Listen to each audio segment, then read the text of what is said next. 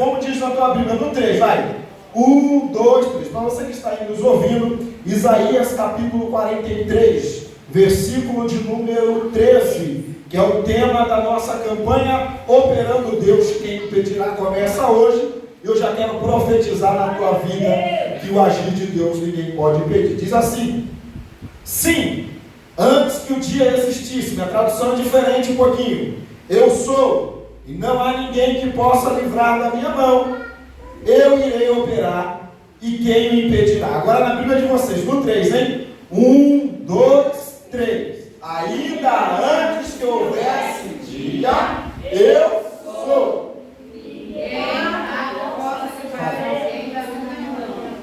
Operando eu, quem impedirá? Amém? Glória a Jesus. Querido Deus eterno Pai, nessa noite, diante da tua santa e poderosa palavra, queremos pedir que o Senhor venha falar com a sua igreja. Fale conosco através da tua palavra, através do teu Espírito Santo. Tire todo o bloqueio, tudo aquilo que não provém de ti. Nos abençoa, nos encha da tua glória, da tua graça. Que o teu Espírito Santo nos guie, nos leve, nos traga na dimensão e na profundidade da tua palavra, em nome de Jesus. Amém. Amém, queridos? Amém. O texto de Isaías, você tem visto aí que as últimas vezes que nós temos pregado aí, as mensagens que nós temos gravado, algumas estão no livro de Isaías. Isaías ele é riquíssimo.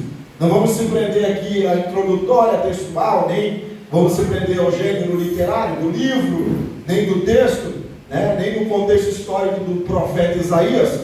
O capítulo de número 43, ele tem como título, né, em algumas Bíblias, Só Deus resgata Israel. Em outras Bíblias, ele tem como o compromisso daqueles que são as verdadeiras testemunhas de Jeová.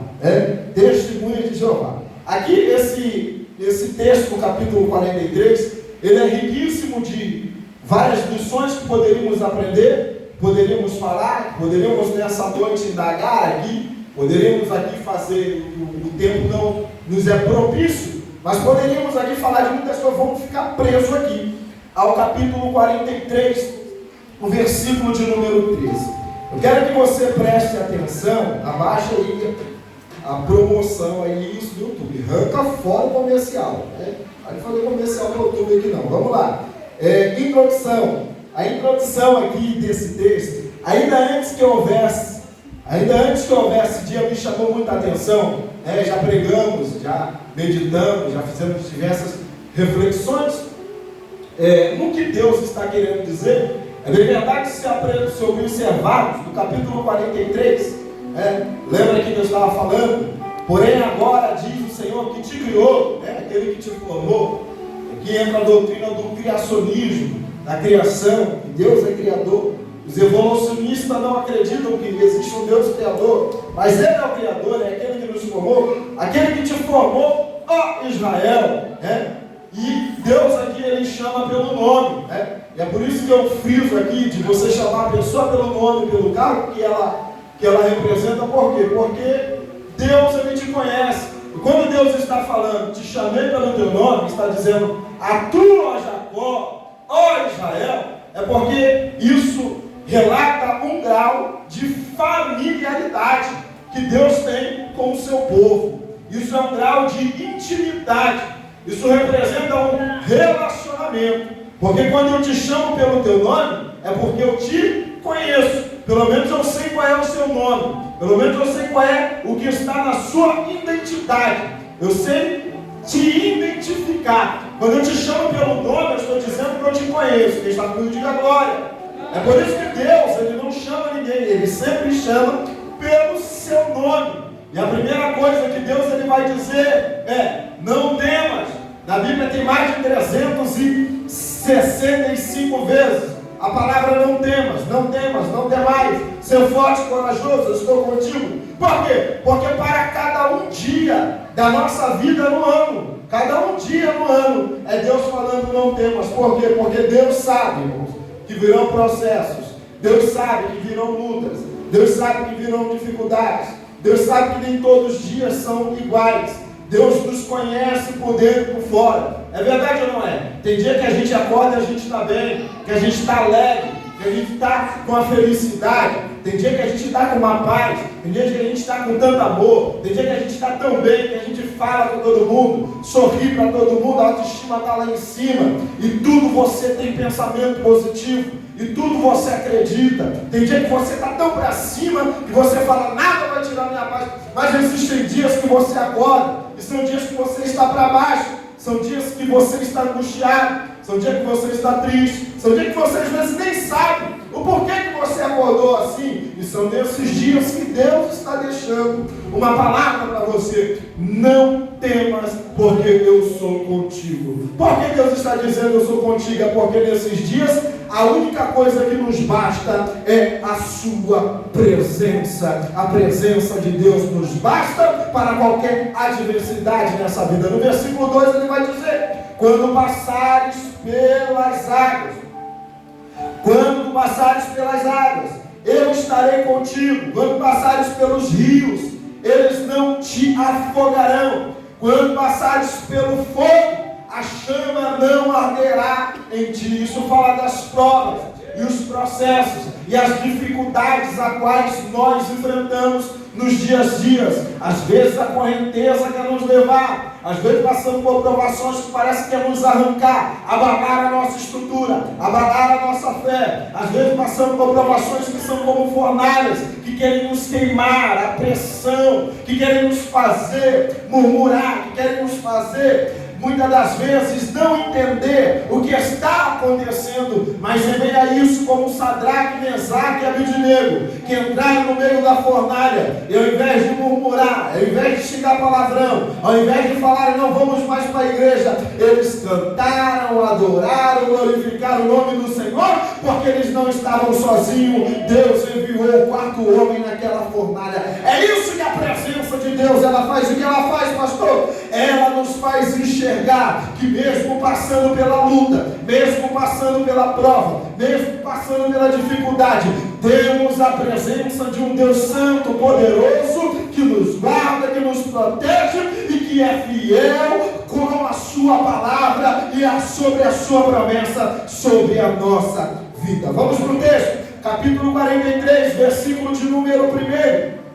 Olha o que ele diz: ainda antes que houvesse dia, preste atenção, que essa palavra aqui está indo antes do Gênesis, essa palavra está indo aqui antes do princípio, ele está se revelando e ele está falando antes que houvesse dia. Então vamos lá para Gênesis capítulo 1, versículo 1, que diz: no princípio criou Deus os céus e a terra, e a terra era sem forma e havia trevas sobre a face do abismo, e o que? E o Espírito de Deus se movia sobre a face das águas. Até aí não há dia. E disse Deus: haja luz. E houve. E disse Deus: haja. E houve luz. Até aqui não há dia. Então Deus está trazendo do princípio. Ele está dizendo, ele está aqui ferindo as leis, quebrando as leis da física, a lei da astronomia, a lei da ciência. Ele está quebrando tudo e dizendo: antes da ciência existir, antes da física existir, antes da astronomia existir, antes do homem existir, antes da terra existir, antes de haver o sol, antes de haver o dia, antes de tudo começar, já existia. Ele prova aqui a sua alta existência. Isso é muito forte. Por quê? Porque a teoria do Big Bang, que acredita no quê? Acredita na evolução, que foi tudo através de uma explosão, que do nada gerou nada. Eles acreditam nisso daqui. Isso daqui não é o que nós acreditamos, pois se formos identificar Deus aos olhos da ciência seria impossível, mas quando nós identificamos a ciência aos olhos de Deus, tudo se torna explicável. E é notável isso daqui, porque o próprio Deus, o próprio Eterno, Todo-Poderoso, aquele que é luz, aquele que é paz, aquele que governa, aquele que domina, ele, antes de haver dia, ele está dizendo: eu sou. Então, trazendo para a aplicação da nossa vida bem simples nessa noite, Deus está dizendo: antes do dia amanhecer, Antes de haver dia, era noite, tinha treva, não tinha nada. Aleluia, passamos a madrugada toda. Se a gente passar acordado, o dia ele começa à meia-noite. É a partir de meia-noite que nós contamos, é ou não é? É 24 horas de dia, então ele começa com a noite. Lembra do versículo de Salmo 30, versículo de número 6 e o 8, que diz: o choro pode durar uma noite, mas a alegria ela vem pela manhã. Começa a noite, o dia, e ele vai passando, vai passando. Você só sabe que há dia quando o sol nasce. O que é que Deus está dizendo para nós nessa noite? Ainda antes que houvesse dia, você estava dormindo, você não estava vendo, você não sabia de nada que estava acontecendo, mas ainda antes que houvesse dia, Ele permaneceu sendo Deus, Ele permaneceu sendo fiel, Ele permaneceu te guardando, Ele permaneceu fiel à palavra que Ele prometeu na sua vida, e antes que o dia ele raiasse, Ele já tinha preparado uma bênção para a tua vida, Ele já tinha preparado uma bênção para a minha vida, Ele já tinha uma estratégia para nós, um plano para nós, um plano para a nossa vida. Antes do dia nascer, Deus é Deus e continua sendo Deus. A palavra que Ele usa uma palavra mais poderosa, que os judeus não conseguem usar. Que palavra é essa? Os judeus têm medo, têm temor, têm respeito. Quando Deus se identifica, uma das primeiras vezes que Deus na Bíblia vai se identificar dizendo: eu sou, é para Abraão. No capítulo 15 de Gênesis, no versículo de número 1, Deus vai falar para Abraão. O que Deus vai falar, irmã Maria? Deus vai dizer: não temas, Abraão, porque eu, o Senhor, sou o teu escudo. No capítulo 17, Deus vai dizer: Abraão, aleluia, eu sou o Deus Todo-Poderoso, anda na minha presença e ser perfeito. E lá no meio da sarça quando estava Moisés no deserto, Deus vai se apresentar para Moisés. Livro de Êxodo, capítulo 13, versículo 14. Deus vai apresentar para Moisés. Moisés vai observar uma sarça. O que é uma sarça, pastor? É uma erva, que é um arbusto comum no deserto. Deus vai se apresentar naquele arbusto e vai começar a falar com Moisés. E Deus vai falar com Moisés: Moisés, Moisés, tira a sandália do teu pé. Presta atenção que de novo Deus chama pelo nome. Moisés, Moisés, tira a sandália dos teus pés, porque o lugar, a terra que você está é terra santa. Não vamos se apegar aqui ao texto, ao contexto do texto, mas quando Moisés ele pergunta: quando você me enviar como libertador para libertar o povo de Israel, qual é o Deus que eu vou apresentar para eles? Em nome de que Deus que eu vou apresentar para eles? Porque tu já me falaste que é de Abraão, de Isaac e de Jacó, mas só lá na etimologia dos egípcios, só lá existe mais de 1000 deuses. Eles acreditam em diversos deuses e eles vão me perguntar quem é o Deus. E você vai dizer, capítulo 3, versículo 14, você vai dizer para eles: Moisés, Yahvé, Axé e Yahvé, que no hebraico significa eu sou o que sou, eu sou autoexistente. É por isso que no capítulo 43, no versículo 13, Deus ele está dizendo: ainda antes que houvesse dia, eu sou. Porque eu sou? Porque Ele é todo poderoso, Ele é autoexistente. Ninguém é capaz de explicar a autoexistência de Deus, como Ele surgiu, porque a única coisa que a Bíblia ela prova e nos comprova e nos edifica é saber que Deus é eterno, Ele é fora do nosso tempo, Ele é atemporal. O homem nasce, vive e morre. Deus sempre existiu, Ele é sem começo. Ele diz: eu sou o princípio, eu sou o fim, tudo começa nele e tudo termina nele. Ele é Deus, Ele é Deus, Ele é Deus. Ele está dizendo: eu sou. A segunda das vezes que Deus vai falar eu sou é no livro de Êxodo, capítulo 15, versículo 26, quando Deus vai fazer um milagre nas águas de Mara, e por causa de algumas enfermidades que o povo estava enfrentando, no capítulo 15, versículo 26, Deus vai dizer: eu sou o Deus que te sara, o Deus que te cura, que no hebraico significa Jeová Rafa. O Deus que cura está aqui nessa noite, e eu tomo posse da minha cura, eu tomo posse do meu milagre. Talvez você não saiba, meu irmão, o pastor também enfrenta diversas dificuldades. Talvez você não saiba, meu irmão, existem dias aqui que eu venho orando, pedindo a Deus por cura, por libertação, porque meu corpo é como o seu. Todos nós somos aqui dependentes de Deus. E Jeová Rafa está aqui nessa noite dizendo: eu sou, ainda antes que houvesse dia, eu curo as tuas feridas, eu curo as tuas dores, eu saro as tuas feridas nessa noite.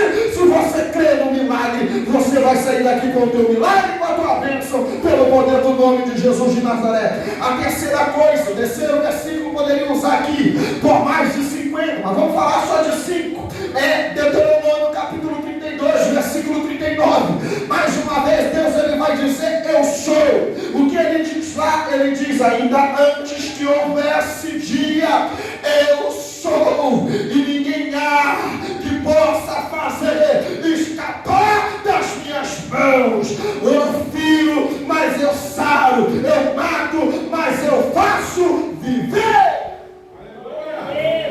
Significa que Deus, ele é poderoso, ele é o único que tem poder nessa noite para poder fazer coisas extraordinárias, o único que tem poder de tirar a vida e dar vida, o único que tem poder de ferir e sarar, o único que tem poder de abrir porta e fechar porta, o único que tem poder de levantar do pobre capacitado, o único que tem poder de fazer com que o órfão durma e abrigue-se em família, o único que tem poder de transformar a vida do ser humano. Não é o macumbeiro, não é o feiticeiro. Pode bater batuca, pode fazer macumba, pode buscar Satanás, pode buscar as entidades, pode buscar Maria, pode buscar os deuses de prata, pode fazer, buscar enxugaveira, encruzilhada, o que for, mas o único todo-poderoso é aquele que rege essa igreja, é aquele que rege a nossa vida, e contra ele, meu irmão, não há encantamento, não há poder, não há palavra contrária, não há feitiçaria contra o Deus que nós servimos, contra o Deus da tua vida, contra o Deus que nós servimos. Ele é todo poderoso, está aqui nessa noite dizendo: eu sou na tua vida. Glória, aleluia. Isaías 41, versículo 10. Eita maravilha. Não temas porque eu sou contigo. Não temas porque eu sou contigo. Aleluia. Não esteja aterrorizado porque eu sou o teu Deus. Eu te fortaleço, eu te ajudo, eu te sustento com a destra da minha justiça.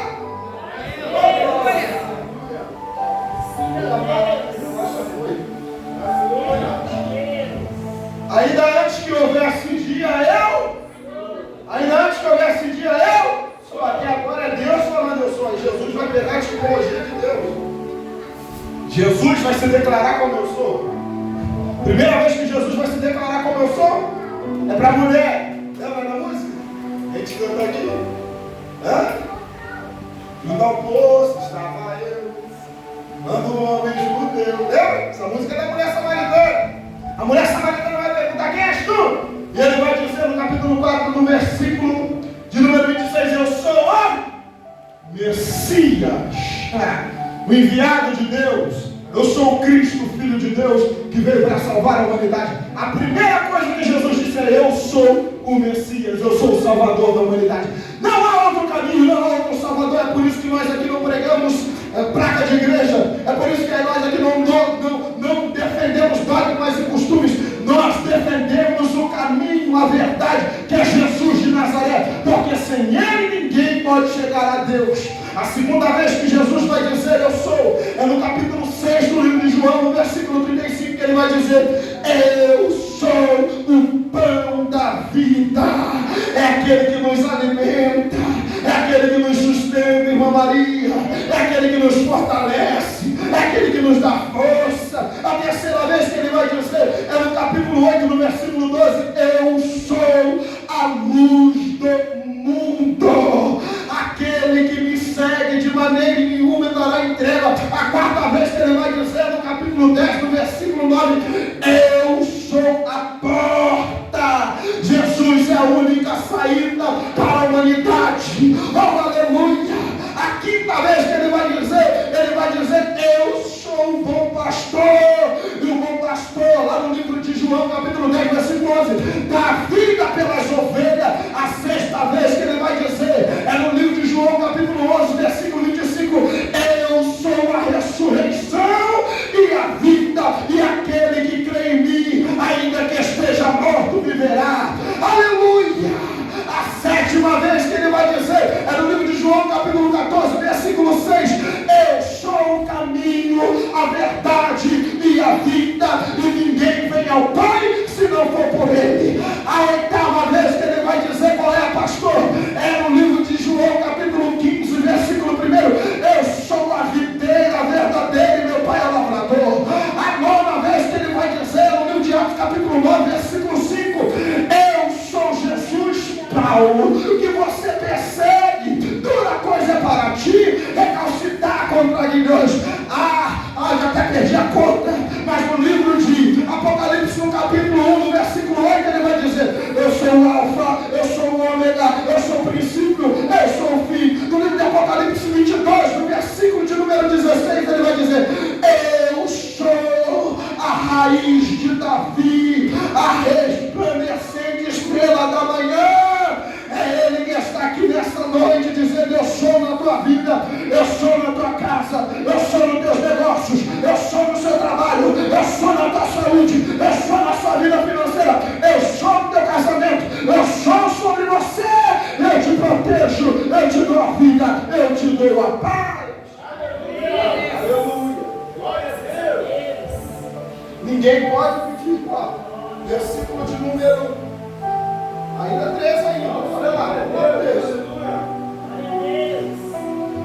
ninguém há que possa fazer escapar das minhas mãos, diga comigo, das mãos de Deus, das mãos de Deus, ninguém escapa, da mão do pastor, escapa, da mão do presidente, escapa. Da mão do diabo, escapa. Mas da mão de Deus, ninguém escapa. Ai, forte demais isso aqui. Glória a Deus. Por quê? Porque a mão de Deus, ela representa várias coisas. A mão de Deus, ela representa a libertação. Foi com mão forte que Deus tirou o povo do Egito. Amém, amém? A mão de Deus, ela representa, tem o simbolismo de livramento. Porque a mão de Deus estava sobre o povo de Israel, livrando do lado para o outro. A mão de Deus, ela representa a bênção, porque Deus estende as suas mãos para você, para a tua vida, para ti, abençoar. A mão de Deus, ela representa a providência. Lembra quando ele ia subir o Carmelo? Por 7 vezes mandou o seu moço lá orar. E a 7ª vez ele orou e falou, olha, eu vi agora. Por 6 vezes eu não vi nada, mas agora que eu subi, eu vi uma nuvem no formato de, como uma mão de um homem. A mão de Deus, ela representa a providência. A mão de Deus, ela representa a salvação. Isaías 59, versículo 1. Eis que a mão do Senhor não está encolhida para que não possa salvar, nem o seu ouvido é gravado para que não possa ouvir. A mão de Deus, ela representa a restauração. Ezequiel capítulo 37, versículo 1. E eis que veio a mão do Senhor sobre mim, o Senhor me levou em espírito a um vale que estava cheio de vossos cílios. Amém, amém? A mão de Deus, ela representa exaltação. Livro de Pedro, capítulo 5, versículo 8. O que diz lá? Humilhar-vos, pois, debaixo da potente mão de Deus, e ao seu tempo certo ele te exaltará. Amém? Amém. A mão de Deus, ela representa muitas coisas, mas cair na mão dela representa perigo. Por quê? Livro de Hebreus, capítulo 10, versículo 1, que diz: horrenda coisa é cair na mão do Deus, é cair na mão do Deus. Quem cai na mão de Deus se arrepende. Por isso que Deus está trazendo essa comparação. Isaías está dizendo: ainda antes que houvesse dia, eu sou, e ninguém há que possa escapar das minhas mãos. Por quê? Porque Faraó oprimiu o povo de Israel, escravizou o povo de Israel, humilhou o povo de Israel. Quando Israel ficou liberto, com mão forte, Deus tirou eles. Eles vieram perseguir. E a Bíblia diz que a mão de Deus pesou sobre eles e eles foram soterrados, afogados no meio do mar, os exércitos e os seus cavaleiros. A mão de Deus veio contra Balaque e contra Balaão, que quis amaldiçoar o povo, e todos eles morreram. A mão de Deus veio contra Golias, que se levantou contra o povo. O exército de Deus, filho de Deus, levantou Davi, tacou uma pedra, derrubar aquele gigante e cortar sua cabeça. A mão de Deus veio contra Senaqueribe, que se levantou contra o exército de Deus, com 185 mil homens, zombando, criticando, falando, debochando. E a Bíblia diz que Deus enviou apenas um anjo só. O anjo do Senhor passou com uma espada e matou 185 mil homens. Eu poderia dar vários exemplos aqui, como o exemplo de Belsazar, que passados reis, na história de Daniel, no capítulo 4, livro de Daniel, e fizeram ali uma festa, e a Babilônia que tinha trago os utensílios, os ouros, os vasos de ouro, as canecas, os copos, ela está falando com ele.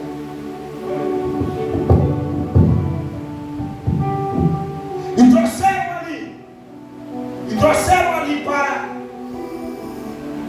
trouxeram ali para aquela festa, e começaram ali a zombar, e começaram a beber bebidas, e aquela festa tinha orgias, aquela festa tinha adoração a demônios, e a Bíblia diz que começaram a ver, do meio do nada, o que, irmã Fabiana? Começaram a ver uma mão, a mão apareceu e ela começou a escrever na parede. Oh, glória! E ela escreveu: Mene, Mene, Tekel, Ufarsi. O que significa? Pesado foste na balança, e foste achado em falta. A Bíblia diz que aquele rei morreu. Todos temeram, porque apenas Daniel poderia contemplar, poderia discernir o que foi escrito. O que você quer dizer com isso, pastor? Que o homem, ele se arrependa quando ele cai na mão de Deus. Ninguém pode escapar da mão dele. Nós temos visto aí, temos orado com pessoas, temos visto pessoas que estão se arrebentando, que estão se degradando, que estão vivendo na ilusão da internet, que estão vivendo na ilusão da rede social, que vivem uma vida de mentira, de aparência, mas só vive arrebentado.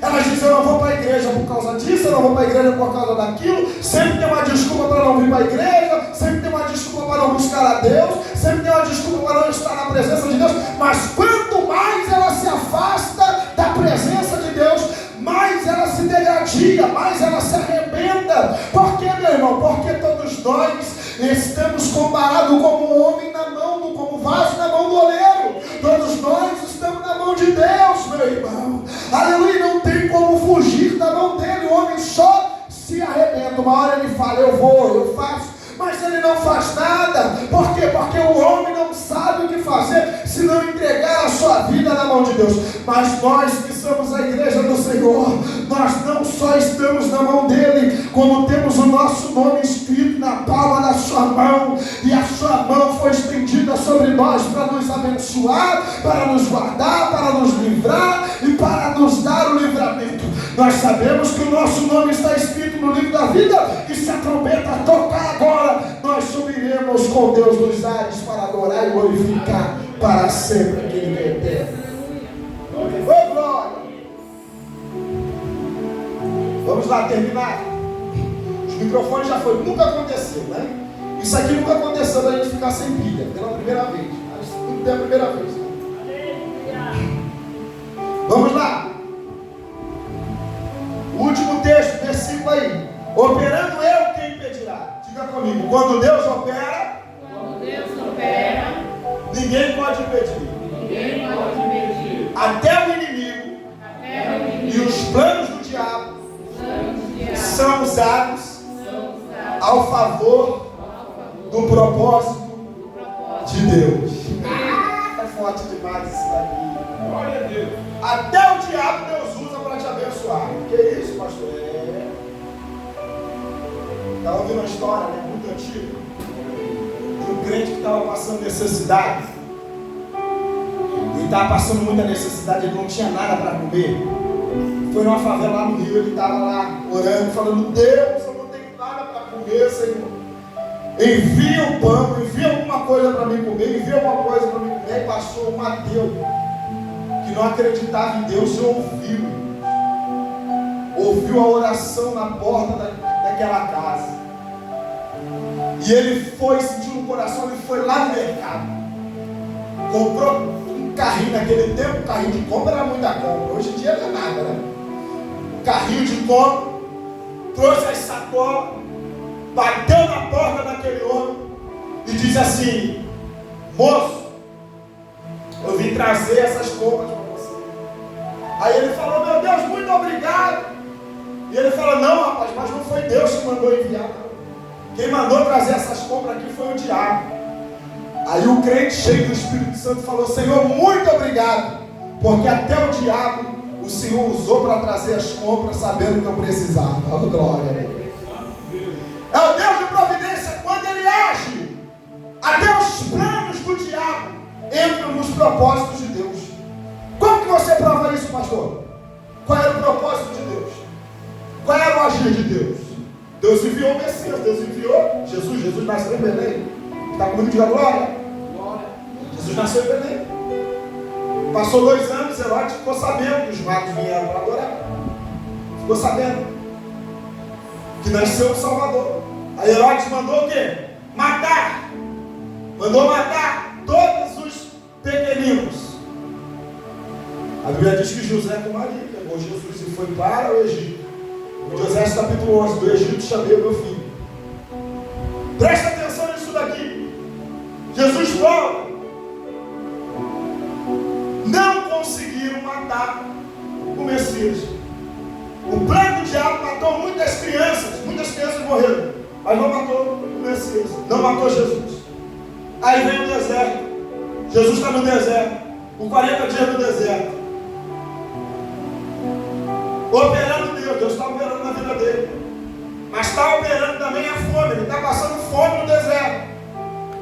E agora a fome vai começar a correr, o quê? Agora não é só fome, agora vai vir também a tentação, vai vir o diabo também vai tentar impedir, vai tentar fazer isso. É filho de Deus, transforma essa pedra em pão. Tudo isso te darei se prostrar e me adorar. E ele vence o diabo, ele vence Herodes, ele vence a fome, ele vence o diabo. Agora quem vai aparecer, pastor? Quem vai aparecer? Os opositores. Deus vai começar a pregar, vai começar a ficar famoso. E se você acha que alguém se alegra quando você prega, quando você canta, quando você dirige o culto, quando você vem para o culto e você faz a vontade de Deus, se você acha que alguém se alegra com isso, irmão, pode ter certeza, são poucas pessoas que se alegram em ver você trabalhando para Jesus. As pessoas se alegram mais em ver o seu estado. As pessoas se alegram mais em ver que você está se arrebentando. As pessoas se alegram mais em ver que está melhor do que você. Agora, ver que você está na presença de Deus, que você está fazendo algo para Deus, pode ver, meu irmão. Eles não gostam, eles se levantam, eles falam. Os opositores vão começar a se levantar. E o que eles vão fazer? Vão ser usados. Aqui estão os fariseus, os saduceus, os escribas, todas aquelas raças, os sacerdotes se levantando contra Jesus. Só que os opositores não conseguiram impedir a obra de Deus na vida de Jesus.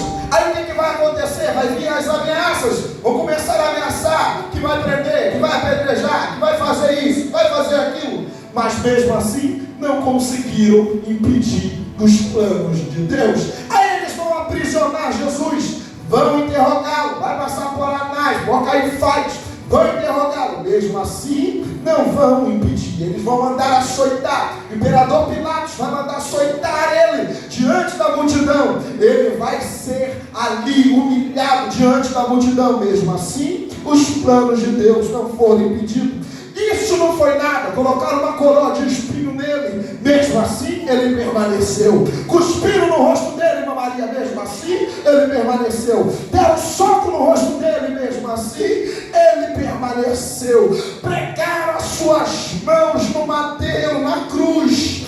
aleluia, os seus pés pregaram no madeiro, mesmo assim ele permaneceu. Disseram: homem, você não presta, mesmo assim ele prevaleceu. Ele deu o último suspiro e falou: Pai, nas suas mãos eu entrego o meu suspiro, porque a morte não tinha poder sobre a vida do Filho de Deus. Ele morreu naquela cruz, mesmo assim o plano de Deus permaneceu. Mas ao terceiro dia, igreja do Senhor, ele ressuscitou, aleluia, pregou para os seus discípulos, pregou para as multidões durante 40 dias, e o plano de Deus permaneceu. Ainda antes que houvesse dia, eu sou, e ninguém há que possa fazer escapar as minhas mãos. Operando eu, quem impedirá? Já tem 2000 anos, aleluia, que ele morreu e ressuscitou e permanece vivo. Está aqui a sua igreja para contar o testemunho que o agido Deus, quem impedirá? Por isso nessa noite nós podemos glorificar, por isso nessa noite nós podemos adorar. Por quê? Porque ele está vivo, ele está vivo, ele está vivo, ele está agindo nessa igreja, ele está agindo na sua vida. Eu posso dizer aqui, vamos usar um trocadilho, amém ou não amém? Eu vou falar o que ele é, o que ele significa, e você vai dizer glória a Deus bem alto, para a gente encerrar e ficar bonito para o povo do YouTube ver. Vamos dar glória a Deus? Amém? Então vou dizer: para o padeiro ele é o pão da vida, a igreja? Para o padeiro ele é o pão da vida, a igreja? Para o macumbeiro ele é o sangue que liberta. Para o coveiro ele é a ressurreição. Para o desviado ele é o caminho. Para o cheirador ele é a rosa de Sarão. Para o cachaceiro ele é a água da vida. Para o triste ele é a alegria. Para o preso ele é a libertação. Para o traficante ele é a arma poderosa. Para o bombeiro ele é o fogo que não pode se apagar. Para as crianças ele é o perfeito louvor. Para as irmãs ele é uma labareda de fogo. Para a mocidade ele é a vara que floresce. Para o ministério ele é o cajado da salvação. Para a igreja CPVC ele é arrebatamento, é cura, é milagre, é fogo, é presença.